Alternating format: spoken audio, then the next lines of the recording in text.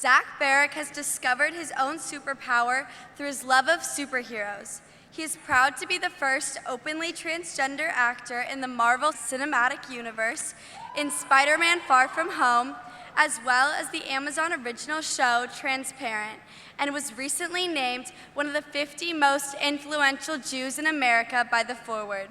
Zach is a trailblazer, a disruptor, and an inspiration. All of some BBGs, please welcome Zach Barrick.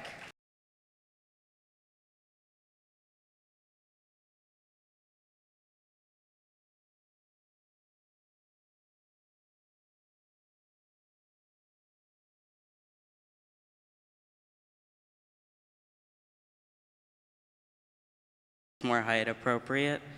Hi everybody, how you guys doing? Good, me too. So as you guys just heard, my name is Zach, I'm an actor, and I am transgender. Usually not how I start, but when I introduce people, but we're just jumping in. So I've always viewed myself in the lens of comics because I found them really accessible as a kid. You know, I was a tomboy, and I didn't have a lot in common with my brothers, but we were able to share comic books. And one thing that always really resonated with me was the origin stories, which I think you guys know what that is, but it's basically just how a hero becomes a hero, right? Like, Superman was just born with his powers. Spider-Man gets bit midway through his life, and he gets his powers, and Batman, he suffers a huge trauma, and he kind of creates his own justice and tries to get redemption. And in my head, I tried to relate to these stories at various points in my life. When I was young, I really liked Superman, but because I was born a girl and because it didn't fit in my head, I was like, oh, I wasn't born with these powers. I obviously can't identify with that, and I pushed it away. And my whole life, I guess I kind of quietly pushed it aside and lived vicariously through video games. Did any of you guys play Club Penguin by any chance? Hell yes. Oh, thank God. Okay. I had the best igloo, and several puffins that I neglected. Was a terrible pet owner. But it was amazing because it was a really cool place where I got to be able to say I was a boy, right? Like, I didn't have to hide it or be private about it. I got to go online and tell people I was a boy and have this neat igloo and decorate it how I wanted.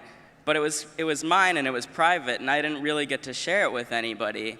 And then when I went to high school, my parents split up, and I ended up at an all-girls boarding school because, like, let's just make it more complicated. And I had to figure out how to come out while I was there in this space that was supposed to be full of women. And in a weird way, because it was so safe and open there, and I got to go to a conference very similar to this where I got to meet trans people for the first time, I was able to come out, which was really amazing and a massive privilege that not a lot of people get to do. And I started to reconnect with that idea of comic books at that point in my life, and I thought, oh, maybe I can't be Superman, but like Spider-Man is a pretty similar story, right? Like, he gets bit by a spider, all of a sudden he wakes up with these powers. Now, I have to inject myself with testosterone, but it's similar in a way. But it was amazing because I woke up one day and I really felt like myself for the first time. But it came with a lot of responsibility, which is what Spider-Man's all about. And I went to college and things were going really well, and I was super happy. And, you know, I had a lot of ups and downs. Unfortunately, I had a really uncomfortable situation my sophomore year where someone didn't really respect me, and I thought I was really down for the count because someone took advantage of me and I didn't know how to recover from that. And I started to view myself again with comic books, and I thought about Batman and how his whole thing was trauma and coming back from that. And then one day I got a call from my manager, and she said, oh, you booked a role in Spider-Man. And it really felt like justice in some ways, but I didn't feel better. And so I guess it ended up taking a lot more work, and I started to realize that stories aren't linear, and things don't happen overnight, and healing doesn't happen overnight, and one thing doesn't fix everything, but it's a process that we all have to work through together.